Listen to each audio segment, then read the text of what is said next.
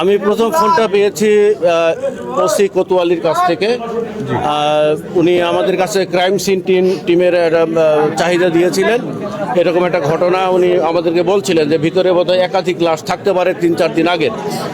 আমি সঙ্গে সঙ্গে আমার একজন ইন্সপেক্টর এবং ক্রাইম সিন টিমকে এখানে পাঠিয়েছি। আমি নিজেও এখানে এসেছি।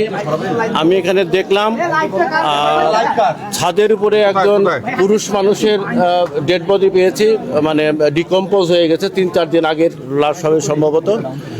এটা পরীক্ষা নিরীক্ষা করে বলা যাবে কতদিন আগের, তবে আপাত দৃষ্টিতে মনে হচ্ছে ডিকম্পোজিশন দেখে মনে হয় 3-4 দিন আগের।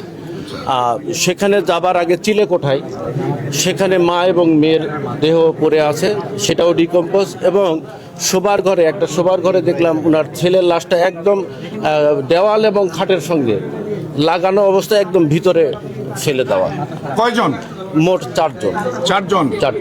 আপাত দৃষ্টিতে একজন সিআইডি কর্মকর্তা হিসেবে কি মনে হলো? হত্যা করা হয়েছে? আপাত দৃষ্টিতে আমি যেটা পেলাম এখানে, তাদের বৈদ্যুতিক সংযোগটা বিচ্ছিন্ন এবং পারিপার্শ্বিকতা ভিতরের যে অবস্থা, তাতে আমার মনে হয়েছে প্রাথমিকভাবে আমি মনে করছি এটা ডাকাতির ঘটনা। ডাকাতি? তবে তদন্ত না করে শেষ কথা বলা যাচ্ছে না। তাদের সমস্ত মানে আসবাবপত্র যেগুলোতে আমরা সাধারণত টাকা পয়সা বা গহনাপত্র রাখি, সমস্ত কিছুই তারা ভেঙে ফেলছে। তাতে করে আমার মনে হচ্ছে এটা ডাকাতির ঘটনা হতে পারে। কি দিয়ে মেরেছে বলে মনে হয়? আঘাতের চিহ্ন আছে কিনা? আঘাতের চিহ্ন আমরা এখনো লাশ ধরিনি। আমাদের ক্রাইম সিন টিম কাজ করছে। বডিগুলো একদম ডিকম্পোজিশন এবং প্রত্যেকের ক্ষেত্রে আমি দেখলাম যে গলায় আপনার রশি বা গামছা বা গেঞ্জি এরকম পেঁচানো। আমরা এখনও ডিটেলস বডিগুলোকে টাচ করি নাই। আমরা আগে ফিঙ্গারপ্রিন্ট দেখার চেষ্টা করছি, অন্য কোনো ক্লু আছে কিনা, কোনো আলামত ফেলে গেছে কিনা, আমরা আগে এগুলো সংগ্রহের চেষ্টা করছি।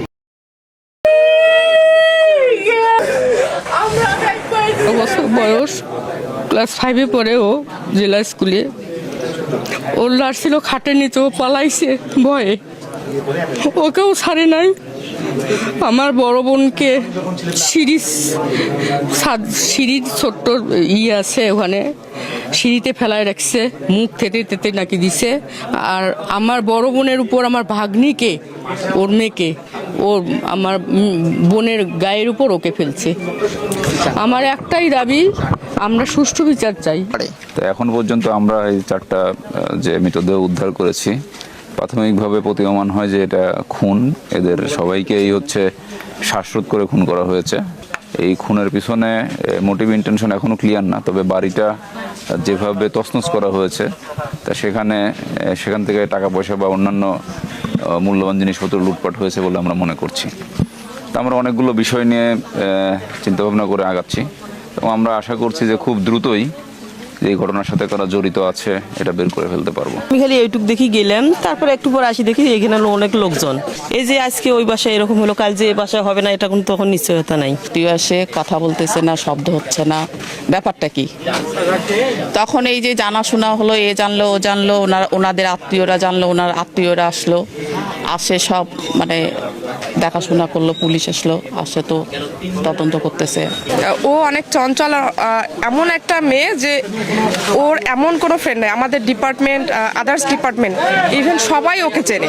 আর এত ভালো, মানে ওর বিষয়ে কেউ কখনো কোনো আপনাকে খারাপ বা নেগেটিভ কোনো কিছু বলবে না, কোনো দিনও বলতে পারবে না।